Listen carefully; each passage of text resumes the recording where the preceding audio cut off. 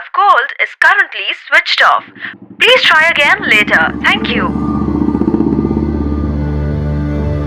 तुम्ही डायल केलेला नंबर बंद आहे.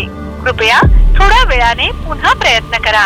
The number you have called is currently switched off.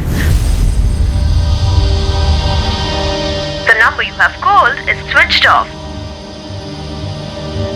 आपके द्वारा डायल किया हुआ नंबर अभी बंद है. माँ, निधि का फोन बंद आ रहा है. आशीष का फोन भी ट्राई किया, वो भी बंद आ रहा है. कल मैंने दोनों को फोन लगाया था, तब भी दोनों के फोन बंद थे. अतुल, मुझे कुछ ठीक नहीं लग रहा है. माँ, तुम एक काम करो, आशीष के पापा का फोन ट्राई करो. हो सकता है आशीष और निधि रितिका और आर्यन को लेकर कहीं बाहर गए हो, या हो सकता है उसके घर कहीं गुरुग्राम में गए हो. नमस्ते गायत्री जी, बहुत दिनों के बाद. रविंद्र जी, आशीष और निधि बच्चों को लेकर वहाँ दिल्ली आए हैं क्या? 2 दिन से मैं उन्हें फोन लगा रही हूँ, दोनों के फोन बंद आ रहे हैं. नहीं तो आने वाले थे क्या वो लोग? लेकिन आशीष ने तो मुझे इस बारे में कुछ बताया नहीं. और ऐसे कैसे दोनों का फोन बंद आ रहा है? आपकी कुछ बात हुई थी इन दिनों उनसे? उन्होंने कुछ बताया था ऐसा कि कहीं बाहर जाने का प्रोग्राम बनाया हो? और गायत्री जी, 1 हफ्ता पहले मेरी आशीष से बात हुई थी, वही हर बार की तरह हालचाल जानने के लिए बस. मेरी भी 4 दिन पहले बात हुई थी निधि से. बातों से लग रहा था कि वो परेशान है, और अब 2 दिन से उनके फोन भी बंद आ रहे हैं. कुछ हुआ था क्या गायत्री जी?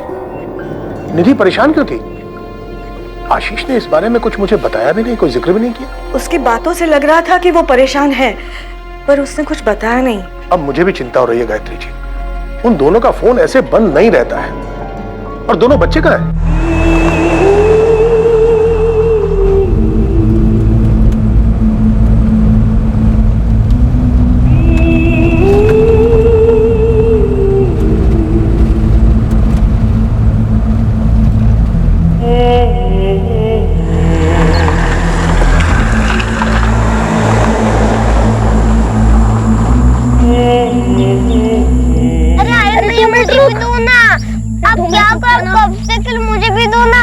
मम्मी देखो ना, आर्यन भैया मुझे खेलने नहीं दे रहा है.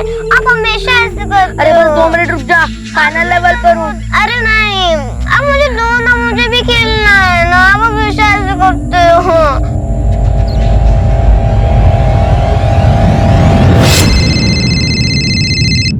हेलो. हेलो विवेक, मैं निधि का भाई अतुल बोल रहा हूँ. हम लोग एक बार मिल भी चुके हैं. कौन निधि? आशीष की वाइफ. ओ हाँ अतुल, कैसे हो? हाँ मैं ठीक हूँ, मैं जोधपुर में हूँ. मैंने बस इसलिए फोन किया था कि आशीष ऑफिस आया है क्या? आशीष तो पिछले 2 दिन से ऑफिस नहीं आया, और उसने ना ही किसी को कुछ बताया है. यहाँ तक कि उसने हमारे बॉस नितिन को भी कोई इन्फॉर्मेशन नहीं दी. मैंने कहा भी था उससे कि जाने से पहले नितिन सर को बता के जाए. वो कहीं जाने वाला था? कुछ बताया उसने?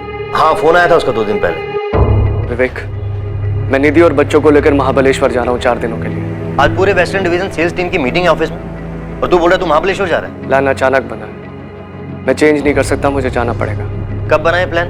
कल तो तूने इसके बारे में मेरे को कुछ नहीं बताया, और ये मीटिंग तो पिछले 2 हफ्ते से फिक्स है ना. विवेक, मुझे जाना पड़ेगा, तू किसी तरह मैनेज कर लेना वहाँ पर. तू एक काम कर, तू मुझे नहीं नितिन सर को इन्फॉर्म कर. भाई बॉस वो है, मैं नहीं. तू बता देना सर को. और क्या बोलूं, तू इतनी इंपॉर्टेंट मीटिंग छोड़ के महाबलेश्वर घूमने जा रहा है? नहीं भाई, तू इन्फॉर्म कर दे, नहीं तो महाबलेश्वर तू घूमने जाएगा और बॉस की डांट मैं सुनूंगा. ठीक है, रहने दे, मैं ही बता देता हूँ सर को. लेकिन अतुल, आशीष ने नितिन सर को कुछ बताया ही नहीं, बिना बात किए चला गया, और यहाँ अकेला सारी प्रॉब्लम मैं झेल रहा हूँ. महाबलेश्वर में कहाँ रुकने वाले थे? कुछ बताया उसने? नहीं, कुछ नहीं बताया आशीष ने. बस इतना ही कहा था कि 4 दिनों के लिए वो महाबलेश्वर जा रहा है.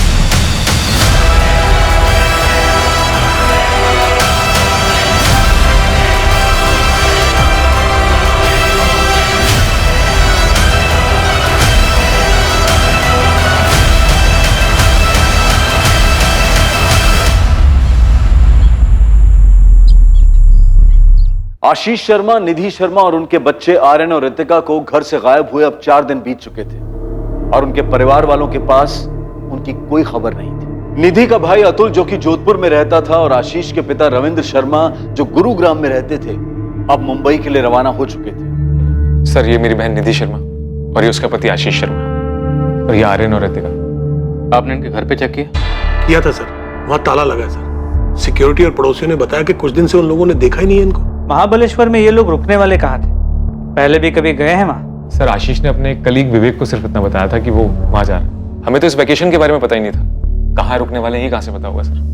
हम बच्चों के स्कूल भी गए थे सर, वहां भी कोई इंफॉर्मेशन नहीं थी।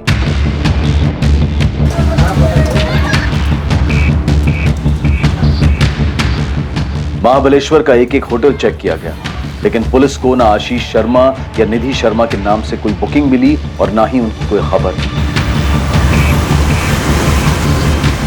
मुंबई से महाबलेश्वर तक के टोल नाका के सीसीटीवी फुटेजेस से भी कोई लीड नहीं मिली। आशीष की कार ने कोई टोल नाका कभी क्रॉस ही नहीं किया था जो उन्हें महाबलेश्वर ले जा सके।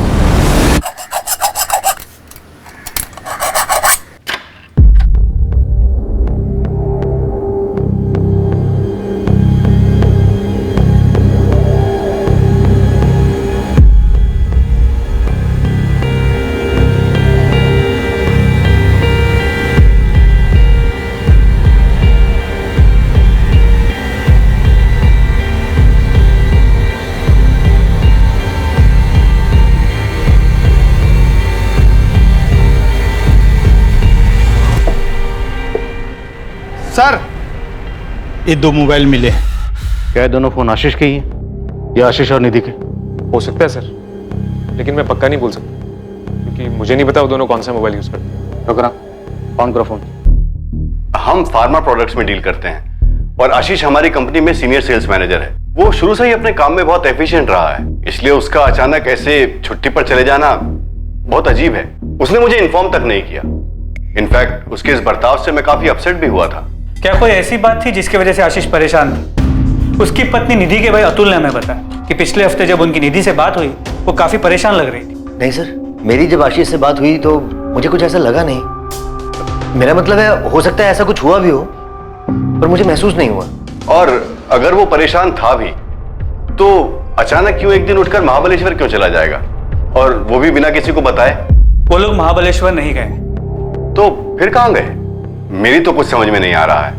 वो ऑफिस नहीं आ रहा, महाबलेश्वर नहीं गया, तो आखिर वो लोग गए कहां? मैं अभी मिली थी 5 जुलाई की दोपहर को उससे। बच्चों को बस स्टॉप से लेने आई थी, हमारी बात भी हुई। निधि ने तो कोई जिक्र नहीं किया महाबलेश्वर के बारे में। कविता जी, क्या हाल फिलहाल में निधि ने आपसे कोई ऐसी बात कही हो जिससे आपको लगा हो कि वो काफी परेशान है? निधि, तुम एक बार बीकेपी कोचिंग क्लासेस ट्राई करके तो देखो, उनके मैथ्स टीचर बहुत ही अच्छे हैं। कविता, मैंने आर्यन को ऑनलाइन ट्यूटोरियल्स के लिए सब्सक्राइब कर लिया है, वही उसके लिए ठीक है। अरे तेरी बात सही है, लेकिन ऑनलाइन ट्यूटोरियल में टीचर वहाँ खुद तो नहीं होता ना बच्चों को समझाने के लिए, बस कंप्यूटर पे सब कुछ बोल देता है।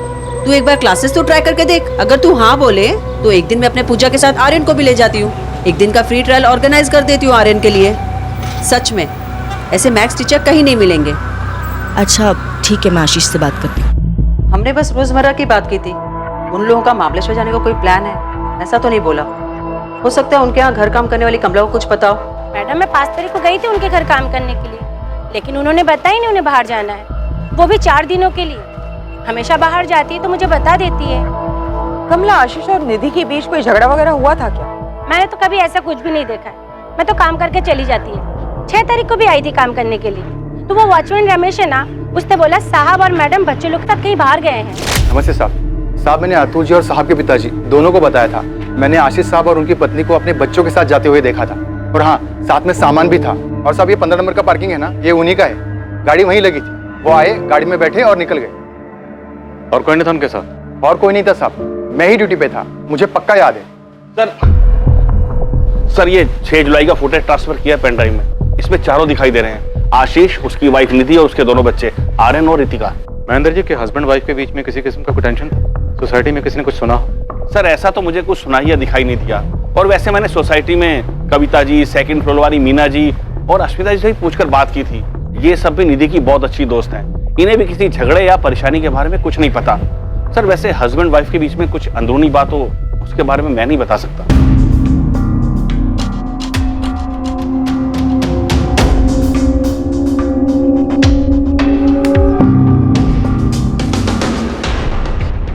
सर आमतौर पे बच्चे तो घूमने फिरने के लिए काफी एक्साइटेड रहते हैं, और यहाँ पर भी बच्चे एक्साइटेड हैं।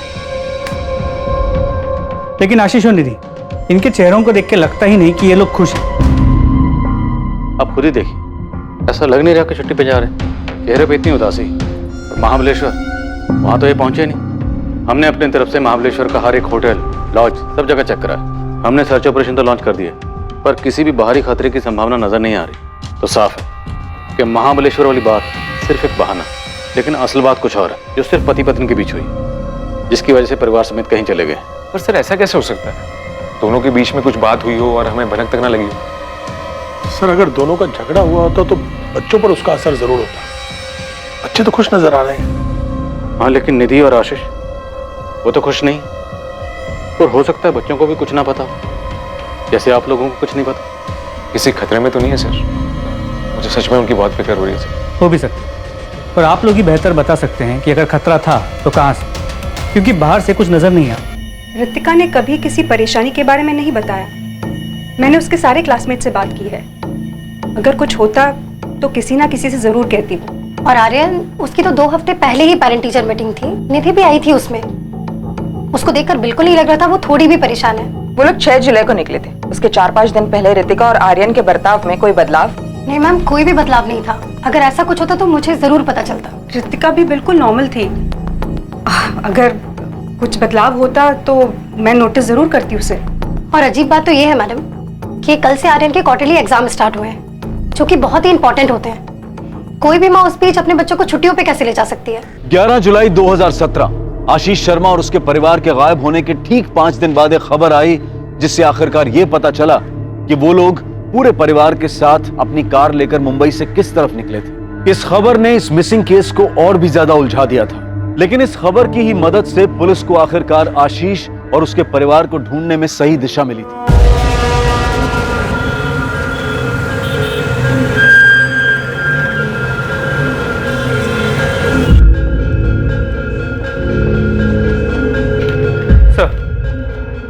दहीसर चकनाका के सीसीटीवी कैमरा में आशीष की कार की फुटेज मिली। दहीसर चकनाका तो मतलब महाबलेश्वर तो नहीं गए, और आशीष ने विवेक को जो बोला था वो सिर्फ एक बहाना ही था।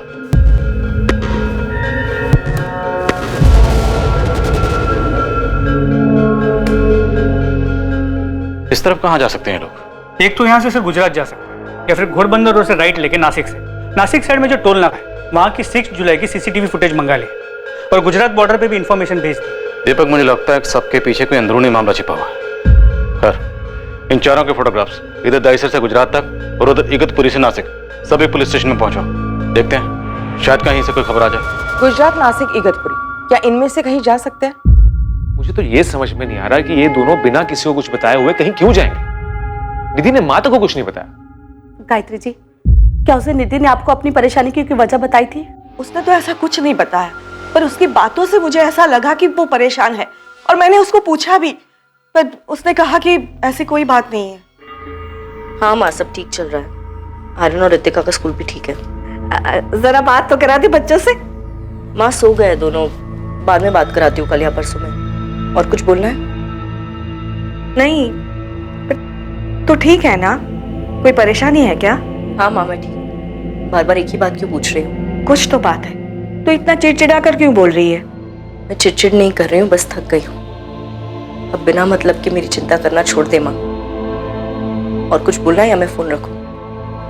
मुझे ऐसा लगा कि आशीष से उसका कोई झगड़ा हुआ होगा, इसलिए परेशान है और बताना नहीं चाहती। गायत्री जी, आपकी बेटी और दामाद के बीच कोई अनबन थी? क्या वो दोनों खुश थे साथ में? थोड़े बहुत झगड़े तो होते थे। ऐसे झगड़े हर घर में होते रहते हैं। आशीष और निधि के बीच में अगर कोई झगड़ा होता भी था तो वो दोनों आपस में सुलझा लेते थे। माँ, रविंद्र अंकल, अब बात आम झगड़े की नहीं है। वो दोनों गायब हैं बच्चों के साथ। अब किसी से भी कुछ भी छुपा के क्या फायदा? तो अब तक बहुत कुछ छुपाया गया हमसे। क्यों अतुल? नहीं मैम, वैसी बात नहीं है। एक्चुअली आशीष और निधि के बीच में 2 महीने में काफी झगड़े बढ़ गए थे, और निधि माँ को भी कुछ नहीं बताती थी। जब उसने खुद से कुछ नहीं बताया तो आप लोग क्यों अंदाजा लगा रहे कि झगड़े बढ़ गए थे?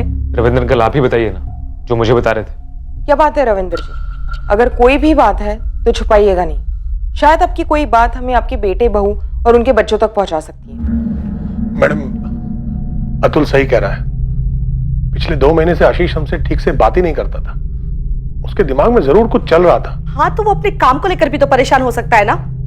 लेकिन इस साल पहली बार हुआ है कि निधि बच्चों को लेकर छुट्टियों के महीनों जोधपुर नहीं आई।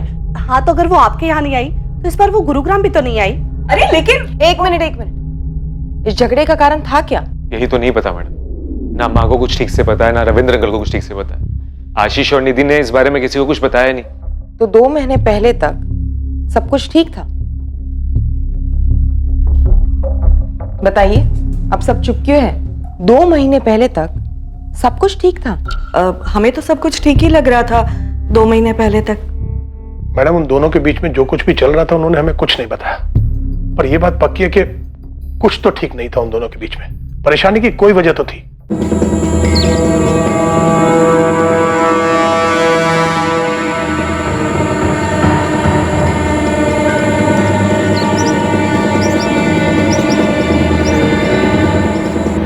दहीसर टोल नाके से आशीष की कार की फुटेज मिलने के ठीक 1 दिन बाद थाने डिस्ट्रिक्ट के मनोर के जंगलों में आशीष की कार मिलने की खबर आई। वहां पर देखो सब क्या है? सर हमें ये गाड़ी उधर ही खड़ी मिली थी। अंदर का नजारा बहुत भयानक है, लाशें मिली। करीब 1 घंटे पहले ये गाड़ी यहाँ लोकेट हुई।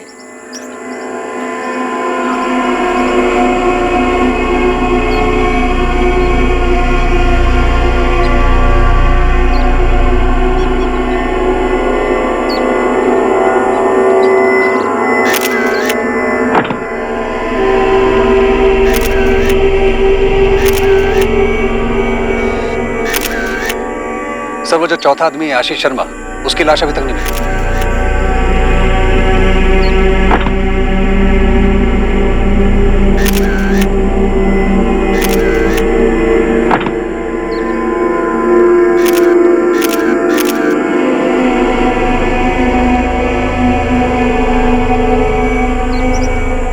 सर आशीष शर्मा की लाश नहीं मिली, लेकिन तलाश जारी है। आखिर इस फैमिली में ऐसा हुआ क्या? इसने जबरदस्ती कुछ किया हो, ऐसा लग तो नहीं रहा। सर चांसेस है कि ये केस सुसाइड का हो। पूरी फैमिली ने एक साथ किया, लेकिन सिर्फ आशीष की बॉडी नहीं। सर मैंने एक टीम भेजी पास की वेतना नदी के लिए, लेकिन सारे देख के तो यही लग रहा है कि पहले सुसाइड करने की कोशिश की गई थी और फिर बाद में हिम्मत टूट गई।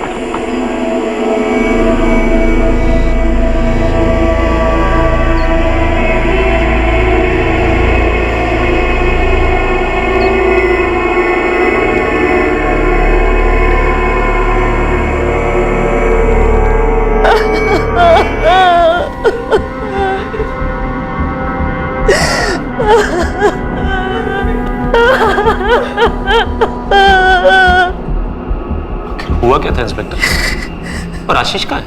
आशीष या उसकी डेड बॉडी अब तक बरामद नहीं हुई। इन्हें देख के लगता है कि इन्हें जहर देके मारा गया। क्राइम स्पॉट पे हमें एक चॉकलेट का बॉक्स मिला, उसे एनालिसिस के लिए हमने लैब भेज दिया। इन्हें जहर दिया? लगता तो ऐसे ही। पोस्टमार्टम रिपोर्ट के बाद ही हम कुछ कंफर्म कह सकते हैं।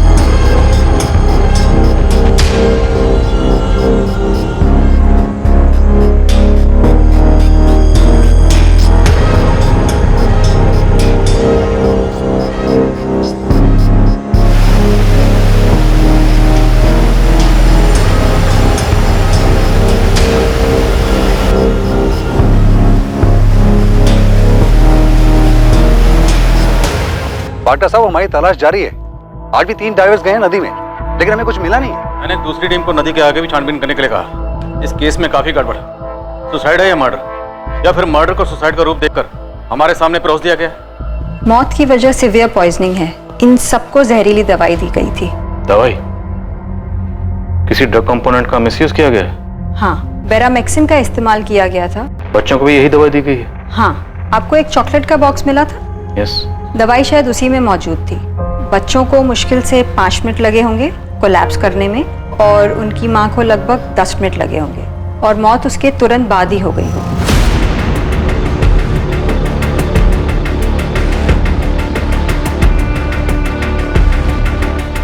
ऑफिसर, आपका अंदाजा बिल्कुल सही है। चॉकलेट्स में बेरामेक्सिन मौजूद है, वो भी काफी ज्यादा क्वांटिटी। ये जो बंदा आशीष शर्मा फार्मा कंपनी में काम करता है, तो पक्का इस ड्रग के बारे में जानता होगा। इनफैक्ट हो सकता है कि इसकी कंपनी इस ड्रग की डिस्ट्रीब्यूटर हो। हाँ सर, हमारी कंपनी बेरामेक्सिन की डिस्ट्रीब्यूटर है। आशीष सेल्स में था और इसके बारे में जानता था। सर यकीन ही नहीं आता कि आशीष इस तरह खुद की और अपने परिवार की जान ले सकता है। आशीष ने अपने बीवी और बच्चों को मारने के बाद खुद सुसाइड किया है या नहीं, ये अब तक क्लियर नहीं है। हमें सिर्फ उसके बीवी और बच्चों की बॉडी मिली। इतना क्लियर है कि उसने वो जहरीले चॉकलेट्स क्राइम सीन पे नहीं खाए, इसलिए या तो आशीष या उसकी डेड बॉडी अब तक मिसिंग है।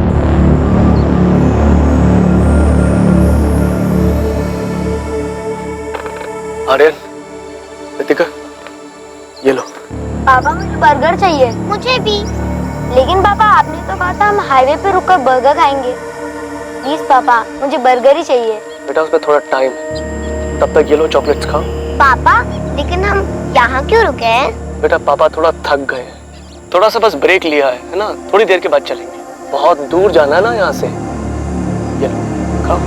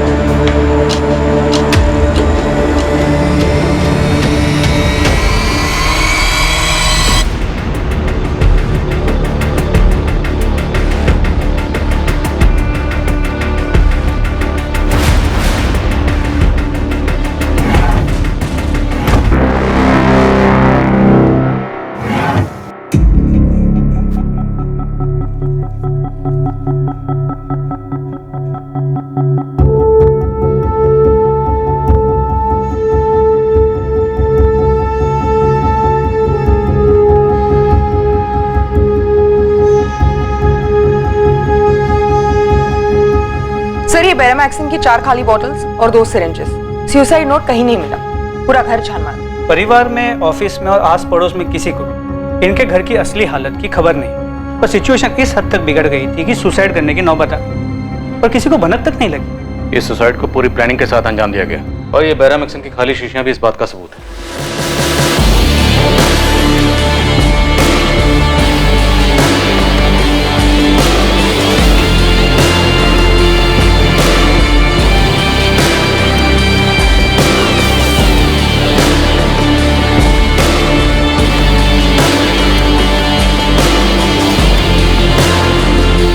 आखिर आशीष शर्मा था कहां? पुलिस को आशीष की बॉडी अब तक नहीं मिली थी।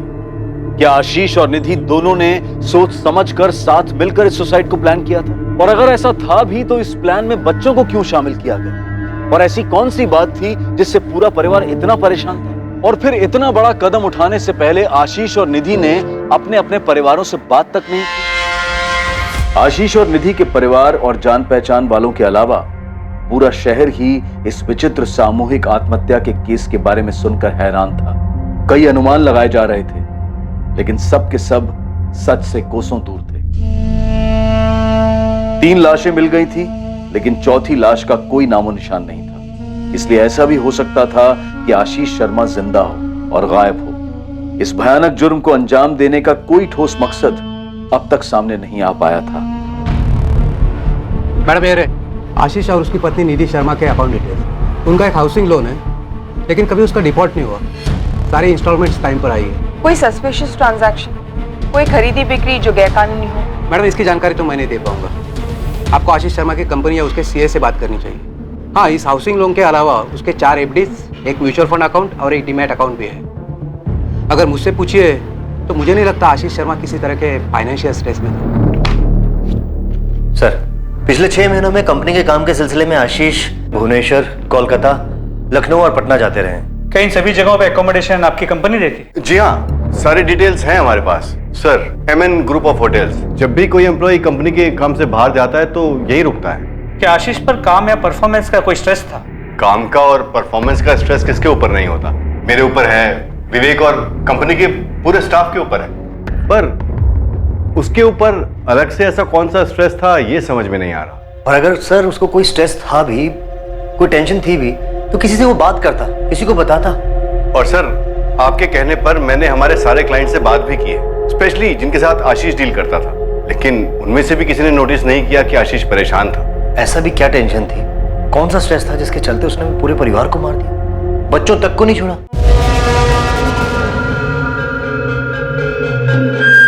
सर, मैंने आशीष और निधि के बैंक स्टेटमेंट और फाइनेंशियल डिटेल्स को बारीकी से स्टडी किया।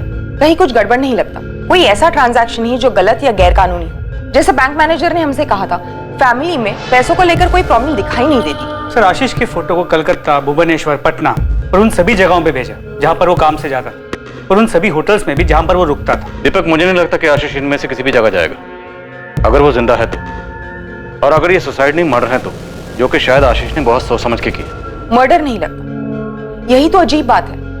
पोस्टमार्टम रिपोर्ट में ये साफ साफ लिखा है कि तीनों बॉडी पर स्ट्रगल मार्क्स नहीं है। निधि, आर्यन, रितिका तीनों ने चॉकलेट्स खुद खाई थी। सर, अगर हम मान भी लेते हैं कि रितिका और आर्यन को डरा धमका के चॉकलेट्स खिलाई, लेकिन फिर भी निधि का क्या? उसने कोई स्ट्रगल नहीं किया। उसने वो जहर वाली चॉकलेट्स चुपचाप खा ली। कि घर वाले भी कुछ नहीं जानते। कितना अजीब, घर में इतना कुछ हुआ और हर कोई एक ही रट लगा रहा है, किसी को कुछ नहीं पता।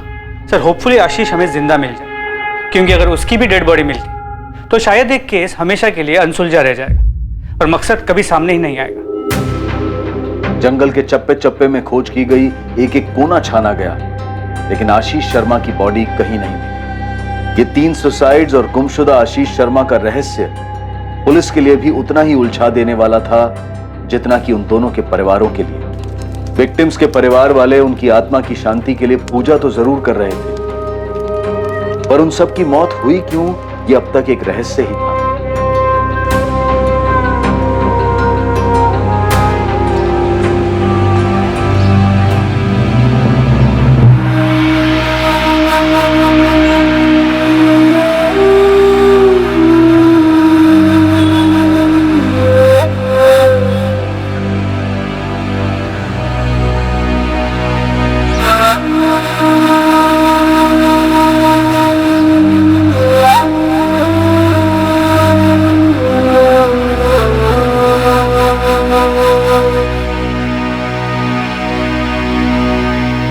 आशीष शर्मा जिंदा था और दर दर भटक रहा था, दिशाहीन और निर्जीव।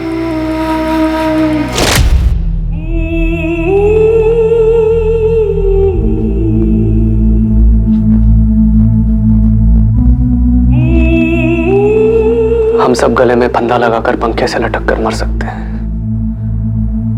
पहले बच्चे,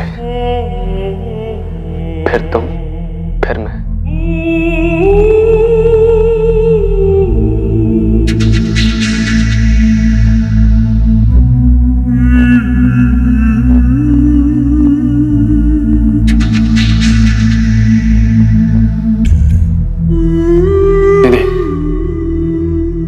हम सब जाकर नदी में कूदकर अपनी जान देंगे। नहीं आशीष, ये नहीं होगा मुझसे।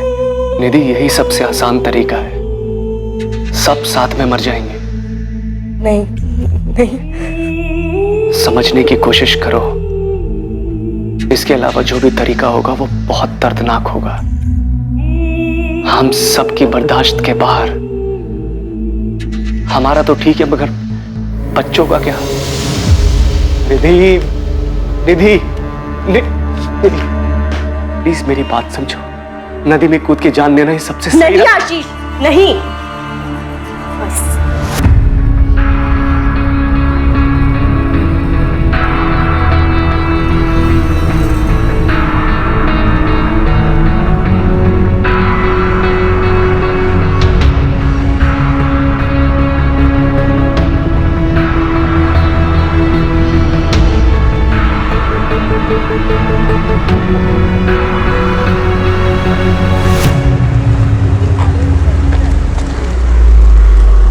पुलिस पूरी जद्दोजहद के साथ आशीष को आसपास के सभी शहरों में ढूंढ रही थी, लेकिन आशीष इसी शहर मुंबई में भटक रहा था और अब तक पुलिस की नजर में नहीं आया। एक रेप्यूटेड फार्मा कंपनी का एफिशिएंट एम्प्लॉय आशीष शर्मा लोगों के दिए गए दान, भिक्षा पर जी रहा था। शायद उसने जो किया था उसके लिए वो खुद को दोषी मान रहा था। शायद उसे अपने किए पर पछतावा हो रहा था। इन भयानक आत्महत्याओं के पीछे का कारण और मकसद और वो एक आदमी जिसकी वजह से ये सब हुआ और इस सब के पीछे का सच अब सामने आने वाला था। और इस सच को सामने लाने वाला कोई और नहीं, खुद आशीष शर्मा था, जो शायद दर दर भटक कर अब थक चुका था, अपने गुनाहों का प्रायश्चित करना चाहता था।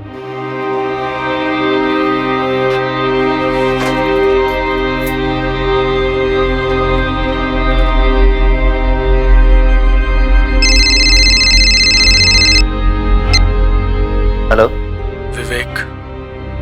आशीष, थक गया हूं मैं, थक गया हूं भटकते भटकते। आशीष तू है कहाँ? मैंने तीनों को मार डाला। निधि, रितिका, आर्यन, सबको खत्म कर डाला। आशीष तू है कहाँ इस वक्त? बोल ना। समझ में नहीं आ रहा है कहाँ जाऊं, क्या करूं। आशीष तू कुछ मत कर, तू मुझे ये बता तू है कहाँ, मैं आता हूँ तुझे लेने के लिए। तेरी सोसाइटी के पास, तेरे घर के सामने वाली दुकान पर।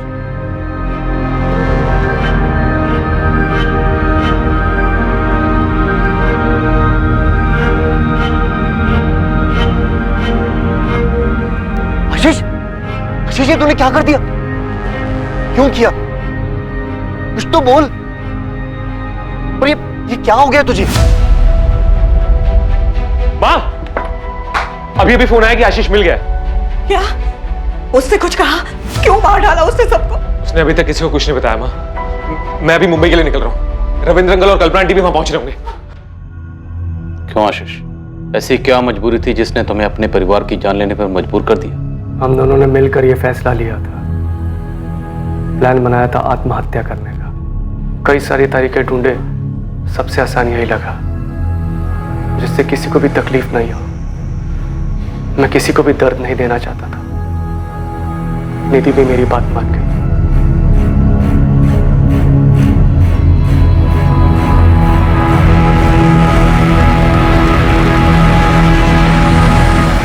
तुम दोनों ने प्लान किया था सुसाइड का, आखिर क्यों? सर ऐसी जिंदगी जीने का कोई फायदा नहीं था। मैं घुट घुट के नहीं जीना चाहता था। सारी गलती मेरी थी। निधि और बच्चे बेकसूर थे। कैसी गलती आशीष? कौन सी गलती? आखिर ऐसी कौन सी गलती थी जिसने तुम्हें 3 जिंदगी लेने पे मजबूर कर दी?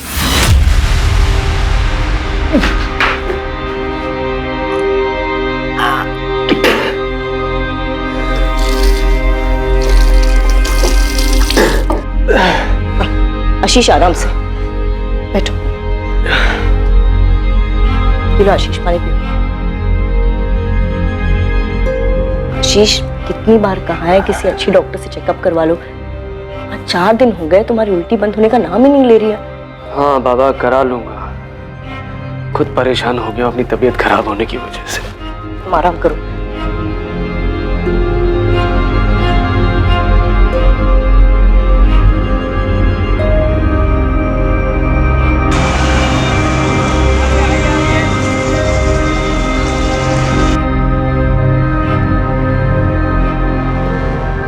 आशीष शर्मा जी। 3500। मैम बता सकते हैं इसमें क्या लिखा है? ये आपको सिर्फ डॉक्टर साहब ही बताएंगे, मेरा काम सिर्फ रिपोर्ट देना है।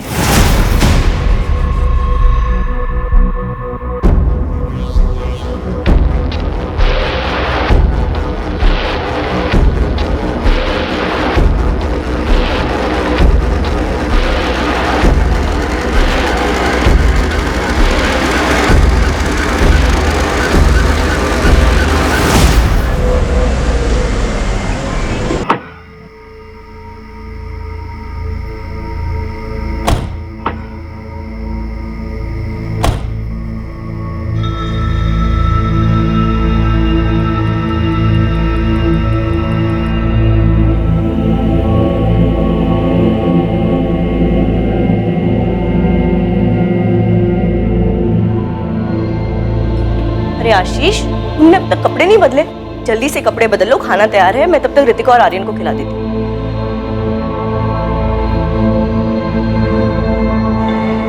क्या हुआ, तुम ठीक हो ना? आशीष क्या हुआ, कुछ बोलोगे? कुछ बताना है तुम्हें। क्या बताना चाहते हो? जब मैं ऑफिस के काम से पटना गया था, मैंने अपना चेकअप करवाया था और इस बार कोलकाता के ट्रिप में फिर से सारे टेस्ट करवाए। मुझे लगा पटना की रिपोर्ट गलत आई होगी, मगर दोनों जगह के रिजल्ट एक ही है। निधि, हम HIV पॉजिटिव। आशीष, लेकिन ऐसा कैसे हो सकता है? ऐसे कोई HIV पॉजिटिव तो नहीं।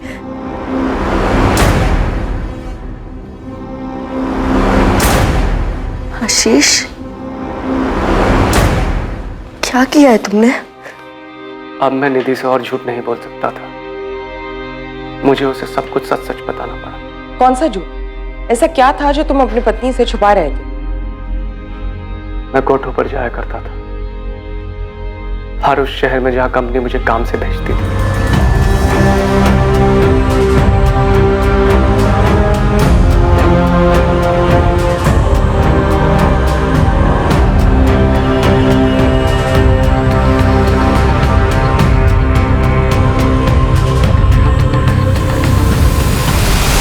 कुछ दिनों से, बल्कि कुछ महीनों से मुझे बड़ा अजीब सा लग रहा था। लगातार तबीयत खराब रहती थी, भूख नहीं लगती थी, बहुत कमजोर हो गया था। मैंने पहले भी टेस्ट करवाए थे, लेकिन निधि को बताने की कभी हिम्मत नहीं हुई। उसे क्या बताता, खुद मुझे यकीन नहीं हो रहा था। फिर क्रॉस चेक करने के लिए मैंने कोलकाता में फिर से सारे टेस्ट करवाए। जो हो चुका था मैं उसे बदल नहीं सकता था, लेकिन मुझे डर था कि मेरी गलती की वजह से कहीं निधि भी तो इस बीमारी की शिकार नहीं बन गई है। निधि इस बात से बहुत नाराज थी, परेशान थी, टूट चुकी थी, लेकिन हमारे हालात उससे भी ज्यादा भयानक थे। मेरे साथ साथ अब वो भी घुट रही थी। आखिरकार मुझे निधि को समझाना पड़ा कि इस बीमारी के चलते हमारी जिंदगी का अंत दर्दनाक ही होगा और हमारे बाद हमारे बच्चे बिखर जाएंगे, अकेले रह जाएंगे। लगभग 2 महीने तक इस समस्या के बारे में बात करने के बाद निधि और मैंने ये तय किया कि ऐसी दुख और तड़प भरी जिंदगी जीने से बेहतर मर जाना होगा। निधि, हम हमारी फैमिलीज और बाहर समाज के लोगों को कैसे मुंह दिखाएंगे? इस बीमारी के नाम पर ही लोग घिन से देखते हैं। और आर्यन और रितिका, उनका क्या? हमारे जाने के बाद क्या हाल होगा उनका? उनके माँ बाप की बीमारी का कारण जानने के बाद लोगों ने कभी चैन से जीने नहीं देंगे। सबसे बचने का सिर्फ एक तरीका है, हमें खुद को खत्म करना होगा। हमने मरने के कई तरीके ढूंढने की कोशिश की, फिर ये तरीका सामने आया। मैं एक आदमी को जानता था जिसके पास उसका स्टॉक था। मैंने उसे झूठ बोल दिया कि हॉस्पिटल में इमरजेंसी में इसकी जरूरत है, और उसने वो बॉटल्स मुझे दे दी। तुम सबके मारने का प्लान था? पूरे परिवार का? जी। तो तुम कैसे बच गए? बीमारी तो तुम्हें ही थी ना? मैं डर गया था सर, हिम्मत हार गया था मैं।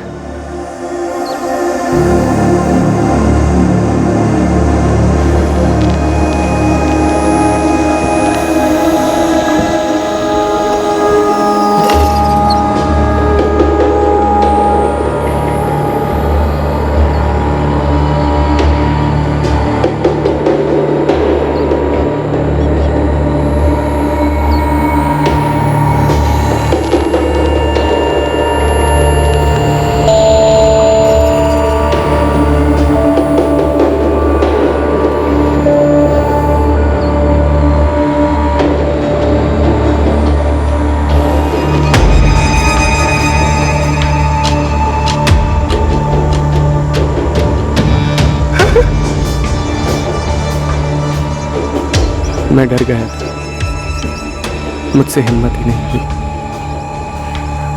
मैं वो चॉकलेट नहीं खा पाया, लेकिन उसके बाद भी मैंने अपनी जान लेने की कोशिश की थी। मैं खुद को फांसी लगाने गया, लेकिन वो भी नहीं कर पाया।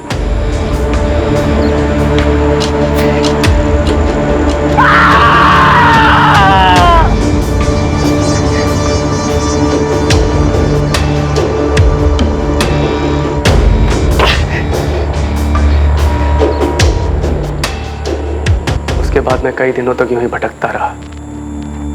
कई बार खुद को मारने की कोशिश भी की, मगर कभी हिम्मत नहीं। सर, मैं गुनहगार हूं अपनी बीवी का, अपने बच्चों का। मैंने बहुत बेरहमी से उन्हें मरते हुए देखा है, सब मेरी वजह से। तो तुम्हारे HIV पॉजिटिव होने की रिपोर्ट कहाँ है? तुम्हारे घर की तलाशी में तो हमें ऐसी कोई रिपोर्ट नहीं मिली, और ना ही घटना स्थल पर तुम्हारी गाड़ी में कोई ऐसी रिपोर्ट मिली। वो रिपोर्ट्स मैंने जला दी थी। और निधि की रिपोर्ट्स वो कहाँ है? मैंने निधि का टेस्ट नहीं करवाया था। तुमने निधि के टेस्ट कभी करवाए नहीं, तो तुम्हें कैसे पता था कि निधि HIV पॉजिटिव थी? और निधि की रिपोर्ट्स वो कहाँ है? मैंने निधि का टेस्ट नहीं करवाया था। तुमने निधि के टेस्ट कभी करवाए नहीं, तो तुम्हें कैसे पता था कि निधि HIV पॉजिटिव थी? सर वो मेरी पत्नी थी और एक नॉर्मल कपल की तरह हमारे बीच भी फिजिकल रिलेशन था, तो स्वाभाविक है अगर मुझे HIV पॉजिटिव है तो उसे भी होगा। और बच्चे, उनका क्या? उन्हें क्यों मार डाला? बच्चे बेकसूर थे सर, उन्हें तो पता भी नहीं था कि हमने क्या प्लान किया, लेकिन हमारे जाने के बाद कौन संभालता उनको? मैं और निधि उन्हें अनाथ बनाकर नहीं जाना चाहते थे।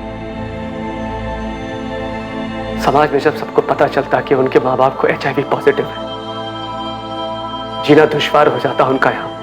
तुमने निधि के टेस्ट नहीं करवाए, बच्चों का कोई लेना देना नहीं था इनसे, और तुमने उन सब की जिंदगी खत्म करने का फैसला ले लिया।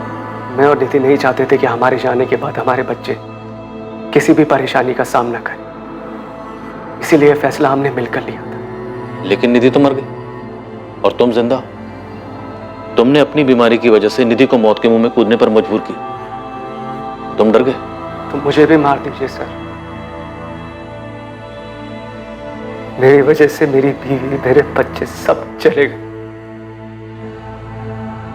मुझे भी जीने का हक नहीं है सर, मार दीजिए सर, मुझे भी मार दीजिए सर। क्या बकवास कर रहा है ये आदमी? सर मुझे इसकी बात पे बिल्कुल भी यकीन नहीं। सर कुछ और ही हुआ है। कुछ और हुआ तो हम उसे ढूंढ निकालेंगे, ये हमारे लिए भी जानना जरूरी है। पर सर ऐसा कैसे हो सकता है? सर निधि के साथ इतनी बड़ी बात हो गई और उसने हमें कुछ भी ना बताया हो। और सर रिपोर्ट्स कहाँ हैं जिसमें लिखा है कि निधि HIV पॉजिटिव थी? और आशीष की रिपोर्ट्स कहाँ हैं? सर मैं कह रहा हूँ बात कुछ और ही है। रविंदर जी वही कुछ हम भी पता करने की कोशिश कर रहे हैं। हमने आपके बेटे को टेस्ट के लिए भेजा, उसका कहना है कि उसने अपनी टेस्ट रिपोर्ट जला दी और निधि के टेस्ट कभी करवाए नहीं गए। फिलहाल उसने इतना ही कहा। सर झूठ बोल रहा है आदमी। सर वो हत्यारा है। सर उसने बच्चों को और निधि को मार डाला। सर उसने प्लान ही बनाया था निधि को और बच्चों को मारने का। उसका सर खुद मरने का कभी प्लान था ही नहीं, इसलिए बाहर अकेला जिंदा घूम रहा है। सर हम आशीष की टेस्ट की रिपोर्ट का इंतजार कर रहे हैं, चार्जेस उसके बाद ही फाइल होंगे। आशीष को टेस्ट के लिए भेजा गया ताकि उसकी सच्चाई का पता लगाया जा सके। या तो ये आशीष शर्मा झूठ बोल रहा है, या तो फिर इसे गलत रिपोर्ट्स दी गई होंगी उन दोनों जगहों से जहां से भी इसने टेस्ट करवाए। He is not HIV positive. Sir मुझे तो लगता है कि ये आशीष शर्मा झूठ बोल रहा है। मेरी सलाह तो यही है कि 2-3 लैब्स में और इसकी जांच होनी चाहिए। क्या निधि के ब्लड सैंपल से ऐसी कोई बात सामने? नहीं, बिल्कुल नहीं। और अगर ऐसा कुछ होता तो मैं खुद ही बता देती। निधि HIV पॉजिटिव नहीं थी। सर अब तो रिपोर्ट्स भी सामने आ गई और ये साफ हो गया कि ये बंदा सफेद झूठ बोल रहा है। ये पूरी इसकी प्लानिंग। बीवी को कॉन्फिडेंस में लेके बीवी और बच्चों को मार दिया, और प्लान भी ऐसा बनाया कि सांप भी मर जाए और लाठी भी ना टूटे। लेकिन किस लिए? मकसद क्या था?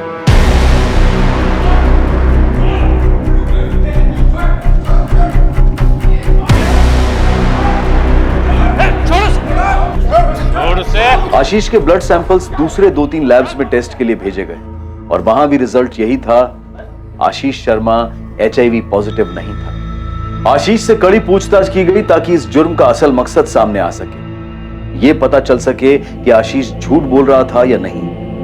कहीं ऐसा तो नहीं था कि आशीष ने जानबूझकर अपनी पत्नी को HIV पॉजिटिव वाली बात पर यकीन दिलाया था ताकि वो निधि और बच्चों से अपना पीछा छुड़ा सके। लेकिन बार बार पूछने पर भी आशीष अपने पहले बयान पर टिका रहा। आशीष शर्मा पर IPC की धारा 302 के तहत अपनी पत्नी और बच्चों की हत्या करने के चार्जेस लगाए गए। केस के ट्रायल के दौरान भी आशीष इसी बात पर टिका रहा।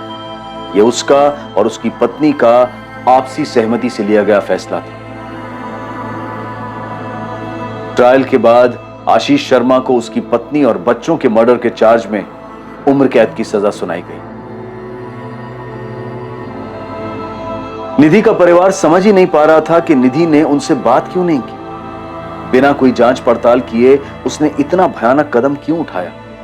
आशीष के माता पिता भी अब तक इस बात को समझ नहीं पा रहे कि आशीष ने ऐसे कैसे इतने बड़े जुर्म को अंजाम दे दिया, जबकि उसके पीछे का कारण बेमतलब था।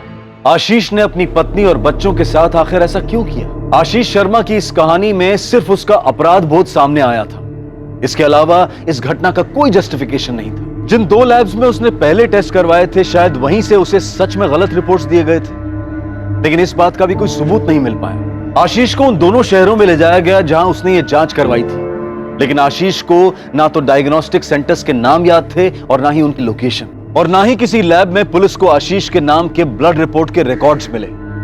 क्या आशीष झूठ बोल रहा था या इस सब के पीछे कोई और मकसद था? इस पूरे केस को बहुत ही बारीकी से स्कैन किया गया, लेकिन ना तो आशीष का कोई लव अफेयर और ना ही उसके अतीत की कोई प्रेम कहानी सामने आई जो इस खतरनाक और दुखद अंत के पीछे का मकसद हो सकता था। एक आदमी अपनी बीमारी को लेकर बेफजूल के डर की वजह से अपने ही परिवार को तबाह कर बैठा। पछतावा और सिर्फ पछतावा।